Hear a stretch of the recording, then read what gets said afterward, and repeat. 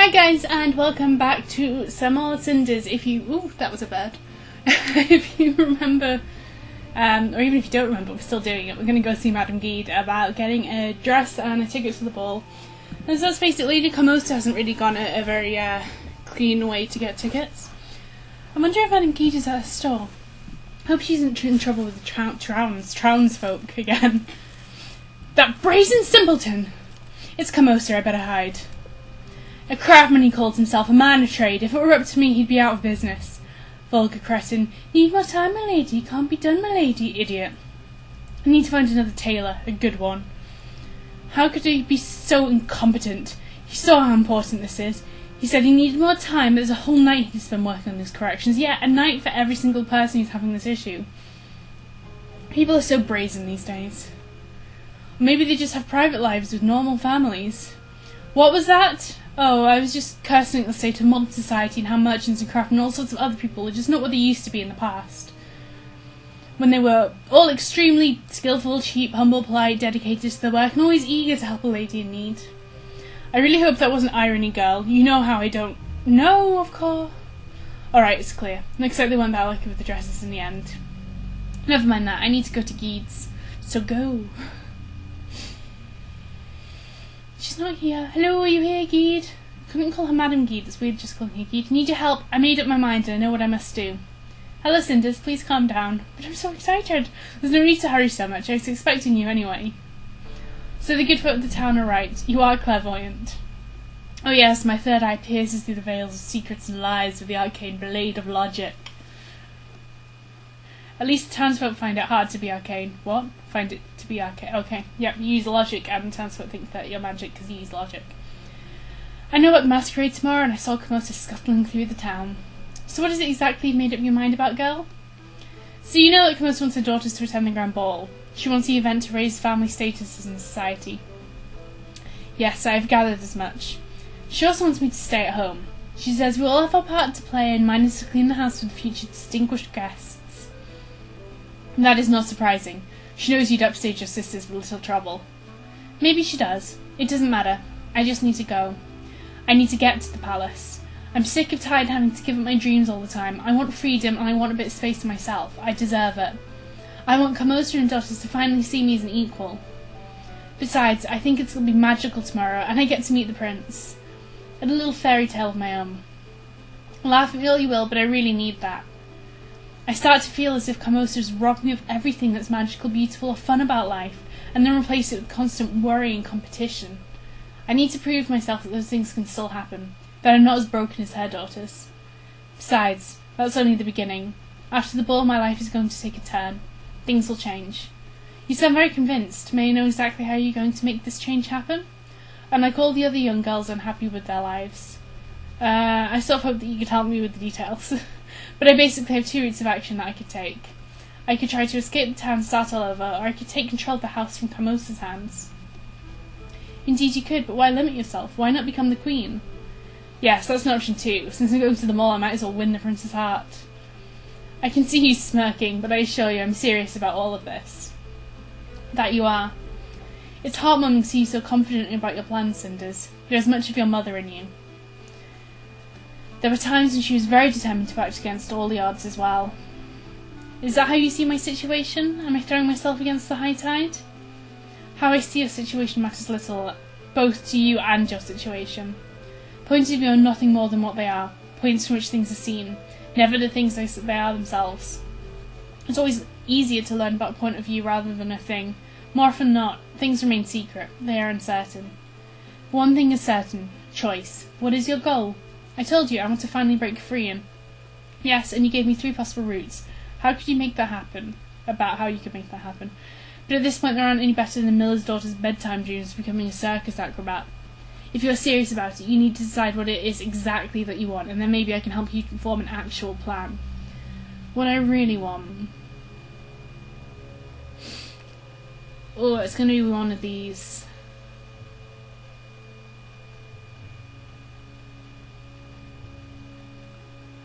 I want to...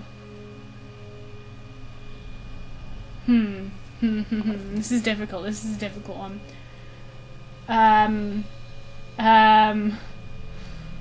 Ooh, I'm going to retake the residence. I mean, come on, let's face it, as a king, would you want somebody who aims high before they've even got control of their own shit? No, you want somebody who can handle their shit and then look for more. There's only one way for me to be happy, by being truly independent. And independence comes from status, prestige, and social standing. I learned that from Kamosa herself. That's why I'm going to take her place. And only then can I turn my house into a place where I can live happily. A bold plan, and how will you achieve this? Kamosa may seem cool and collected, but she is truly desperate. The family finances are in ruin. And that's why she's trying to play the only investment she has, her daughters. But if I could solve our problems with money, I would show her that I'm far better suited to the head of the house than she is. Impressing Lady Kamosa. Do you really believe that is possible? Recently I've learned that the house is really all she cares about. All she ever does is aimed at the good of the family and securing the future of her daughters. And that means becoming someone of significance in the eyes of others. So all I need to do is make money problems disappear. That would be the first step towards lifting the house into greatness one more time. Yes, it would seem that's all you need to do. Though I don't really know how. If I did, I wouldn't be sitting in this filthy town to begin with. I'm sure I could use a little help from my friends. Maybe someone who's good with money in the first place. Someone like Tobias. You mean Tobias the merchant down the street? Yes, him. I've known him since I was little. You could say we're very good friends. It makes sense. But I still worry that impressing Kamosa so strongly she take a step down will not be simple. Money is one thing, but there is also the matter about making the house respectable again. Reputation— stop it! Is an elusive thing, delicate and subtle like mists over the water. That's true. I need to talk about that with Tobias as well. He may not be a courtier, but he has many bright ideas on how the world operates. To be honest, I don't even know that many nobles myself, but maybe the ball could change it. It looks like we have a plan then, which is much more than you had when you came here. It's true, I think I know where I stand now for the first time in a long time. I just have to go to the ball first. But the way things are now, the ball's just a silly girl's dream. I don't even have a dress. Ha! I'm going to surprise you here. That is the least of your troubles right now. I'll get you a dress. One of my old ones. My own old ones, actually. I used to wear it when I was about your age, and believe me, I melted many hearts in it. I really don't know if— oh, I'm sure you'll love it. I'll have it cleaned and ready for the ball. Just pay me a visit before you go to the palace, and I'll give it to you. I shall also be able to find some way to allow you inside the palace. Don't worry about it. I just need to pull some strings. I'm really grateful for your help. I don't know what I would do without you. Don't mention it. I made a promise to your mother, remember? And a few words of advice, and an old dress don't cost me that much. And an old. You might even say I managed to pay my debt cheaply. Cheaply? Well, I'm about to leave this town. I was afraid that you might come asking something requiring actual effort. Madame Guide, selfish as ever. Do I look like some magical helper from the Enchanted Realm to you? I'm no fairy godmother, Cinders. And you're very lucky I'm not one of the little folk. Now go. All is set. You know what to do. Yes, we do. I think that was just the hardest decision in the entire game. I have no idea whether this plan's going to work, but I have nothing to lose. And a life to gain. I need to see this through if I have any chance at it. I just hope Kamosa doesn't manage to ruin it. Let's avoid the next random meeting with her, shall we? And let's stop addressing myself as plural, or speaking to myself altogether. Speaking to oneself is a bad sign, isn't it? Speaking to Tobias should help me with that. As well as a couple of other things. This is going to be a long talk. If anyone can find a solution to this money conundrum, it's him. He really has a good business head on his shoulders of his. I hope he can come up with something. Me too. Cinders, it's good to see you again. I swear whatever Lady Kamosa is doing to keep you indoors, it clearly isn't working. You have no idea, but today's a bit different. Big changes are coming to Tobias, and I came to speak to you about something very important. Yes, I can see that. Tell me what's going on. I came to ask you for advice on business matters. Really? This is something I honestly did not expect. Although I won't deny it's a subject I feel very comfortable with. What do you need? You know I'm not on the best of terms with my stepmother, and how easy it is for me to have her to turn my life into hell on earth. Yes, I've noticed. Then I guess you've also noticed that she has her mind fixed on two things she values in life. Family and status. Everything she ever does aims at strengthening one or the other, or both. All else is expendable. The windows are flapping, I'm not sure that's healthy for them. Lady Kamosa is an ambitious and driven woman, I must give her that. The store's a bit messy down here and there. Not only that, she also respects and in case of her daughters requires those qualities from others. I'm beginning to see where this is going, but please continue. I had no doubts that you'd be able to grasp my subtle plans. The point is, Kamos is troubled. The family has financial problems, and her daughters aren't the social predators she designed them to be. She's getting desperate and clumsy, and above all, she could really use some help. And since she won't be receiving any from her daughters, it might as well accept her from one who's been a thorn in her side. Precisely. If I could solve our money problems, just imagine her astonishment. Her illusions about Gloria being able to successfully take her place someday would vanish immediately, or at least she would start considering alternatives, making her recognise a much more suitable candidate for the job. Yes, the question is, how do you do it? How do you make a noble house successful? This is much more complicated than just solving money problem, Cinders. If you were a client asking me for advice in this matter, I'd ask you to pay me extra.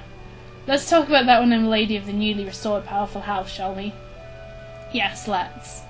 What I mean is, solving money problems is one thing. This can usually be done by selling things if you've got something that can be sold, then investing the money where profit can be made, and finally paying your debts, if there are any, and landing safely with a nice stable inflow. It sounds very romantic, but restoring noble house to its former glory, this is a much more complex issue. From what I gathered about noble families, their influence, prestige, and power lies almost entirely in their perception of others. If a house is respected, considered prestigious, and the words of its head are deemed influential, it is not only because the other houses agree that it should be so. The grand ball may be happening every few decades, but the masquerade goes on every single day. You may describe it like that. The point is, there are no rules to this game of perceptions. Power and status may be illusions, but they are not arbitrary. So what are the rules? That's my concern. I'm not really an expert in such things. I'm just a common merchant, not a courtier. With your wit, I'm sure you can come up with something. Flattery, how very high-born of you. Maybe you're already on the right track to glory. From what a humble shopkeeper can tell you, building prestige is about poties and social.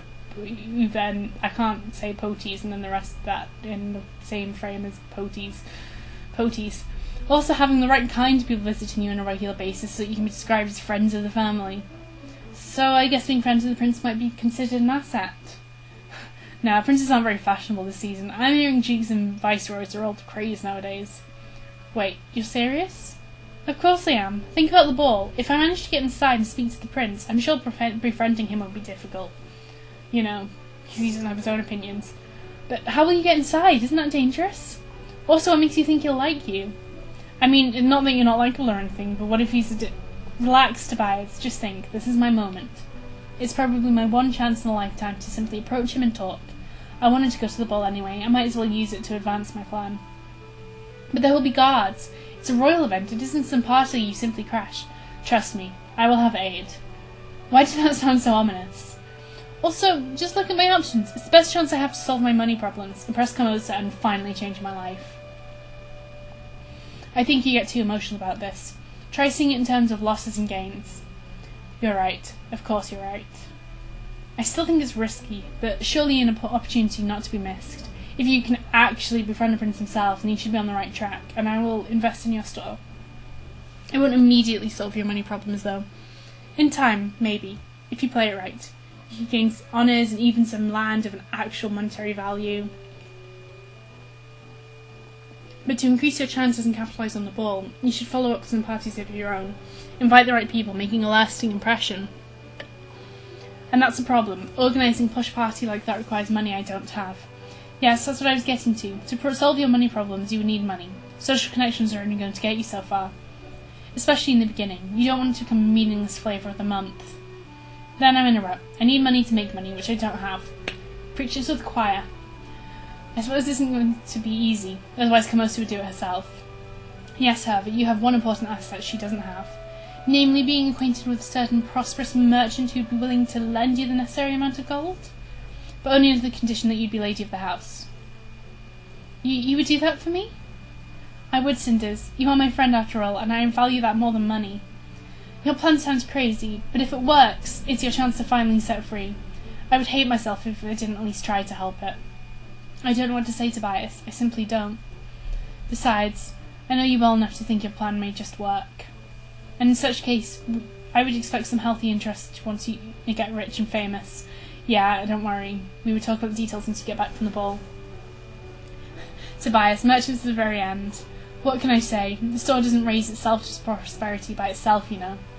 Oh, of that I'm sure. I'm really lucky to be able to ask you for advice, you know that. And I'm always happy to provide it. Just be careful out there, alright? Finger? Don't worry. I feel like for the first time in my life I actually know exactly what I'm doing. This will work. See you soon, bye. Thank you again from the bottom of my heart. Not that I have everything I want from you, and I'm not going to say and chat and be nice or anything, because I've got what I want from you now, bye. And off she goes. Oh, he loves her, so this is a game of chess, she be the queen and I a pawn. I think that's the idea. But I think he like her. I think that he should marry Sophia, though. I think they would get along well. Looks like Hermosa is still out. Good. I was honestly afraid I wouldn't be able to get back on time, or worse, stumble upon them on the way home. Nobody should have to come home hoping to find all the people gone, praying to be left alone. Fortunately, with some luck, it's the last time I feel like this. Tomorrow everything's going to change, one way or the other. I wonder if I'm actually able to do what I'm fighting for. Can I run this house on my own? Seems easy when Hermosa does it. Yell at a few people, humiliate Sam, be a bitch, and Bob's your uncle. Hope I won't become her. I hope I won't have to. Alright, enough of this. I need to go to my room and stay there as usual. When Hermosa comes back, I need to look like nothing is going on. Or maybe you could, do a bit of cleaning. Something, actually do your responsibilities if you can take responsibility. This garden looks odd in this pale moonlight. Everything is set for the ball, but there's no living soul here except me. It seems so unreal. Just a few hours ago it was full of servants, carefully setting every little piece of decoration. Now it's deserted as the preparations come to an end. Only the wind does not hesitate to run freely and ruffle everything. I have to say, it feels unusual tonight, like a charge about to go off during the storm. The tension in the air feels almost tangible. Our court jester used to greet people, "May you live in boring times." This feels like the grim opposite. It's almost like an omen of things to come, a sign of storm closing in. Interesting times. I wonder if this has any chance of success. Can I commit to change and make it happen? Is this even possible? I've read the philosophers, but never seen it come true. Books and idealistic theories are one thing, but people tend to resist change, even change for the better. Father didn't make it any easier for me either. He was a good ruler, and he's remembered very fondly. Anything I'll do will be seen as betraying his legacy. And it would all be easier if I had been such a bloodthirsty tyrant. I feel like a storm is coming indeed. Even if I succeed, history may remember me as a renegade. And will any woman stand by me through this? Is this the ball the best way to look for such a person? In the absence of better ideas or better judgment, I have made my decision. The best I could. Now all there is to do is see things through, and hope. The weather tonight really doesn't feel right. All the dogs in the kennels act as if possessed. I should get back to the palace. Why do I think that the fairies are going to stir and then say that I owe them? Let's hope for an interesting ball tonight, and boring times. I'm glad I could finally take off that damn dress. It's badly done, badly cut, looks tight as hell, and it looks ridiculous. No corrections are going to change it. That little old man called himself a tailor. What a joke. I bet I could do a better job of sewing a suit for him. Oh, I'd trim his waist good, cut his trousers tight in all the right places. The little fellow would be even smaller by the time I was done. This whole situation is stupid. No matter how tight and tasteless our dresses are, they won't make us any of us a princess. Gloria, weren't you supposed to be in the garden? I was, but the weather turned bad suddenly. I've never seen the weather change so quickly. Oh, my big mature sister got all speaks about big bad cloud. Don't be ridiculous, Sophia. I'm not in the mood for this. Maybe you would like to get all soaked in the rain and look miserable, but I surely don't. Why can't you just wear what you're wearing? It's really nice, and just shove a mask on there. Well, I don't see a single drop of rain outside. Neither can I. Strange. I swear I could see flashes between the clouds. Are you practicing talking about the weather before the ball? Because it's not working. You are still boring. No, but I can see you're already sharpening your tongue. The prince will surely appreciate your wits. And how is your dress, Sophia? By all things held dear and holy, by all the naive people in the world, I swear if you ask me this question one more time, you'll feel my pain. The reason I repeated the question so many times today is to hope that it would stretch a little over time. Oh well, it didn't stretch an inch. The tailor did a good job there. When I wear it, I feel a properly packaged piece of pork. Why didn't you tell Mother then when we were at the tailor's? He could have applied further corrections. Because a loving motherly eye told me, one more complaint and you're a dead girl. Your choice of words is poor as usual, but I agree with your sentiment. Mine is much too tight as well. Ha! At least I always found it astonishing how my pain tends to trigger such immediate joy in your black little heart. No, it's not like that. I mean, you're right about the joy part, but something else made me laugh. Do tell me, I'm sure it's going to be utterly enlightening. Well, tell me, aren't these dresses a wonderful metaphor for our lives? I failed to see it, I'm afraid. We're trying to fit in clothes that someone else made for us this whole time, or rather for the image of us that's in someone's head. I bet they are a perfect fit for this phantasms inside Mother's mind, disciplined and pretty as dolls. Stop it, your business is getting tiring. And stop being so childish, it's only a dress. A lady must learn how to walk, talk, and even smile if the corset is a bit tight. You know that Mother is only trying to teach us how to behave properly in society. She had to endure far more than a tight dress to get us where we are now. Oh yes, the sacrifices she made to us to shine during the Grand Ball. Your cynicism gives you little credit. You know very well that this is important to her. Perhaps it is. Click. But tell me, sister, is it important for us? Ooh, tense. Okay, I'm going to leave it there before we get touchy-feely with Lady Carmosa, and I will see you next time. Bye-bye.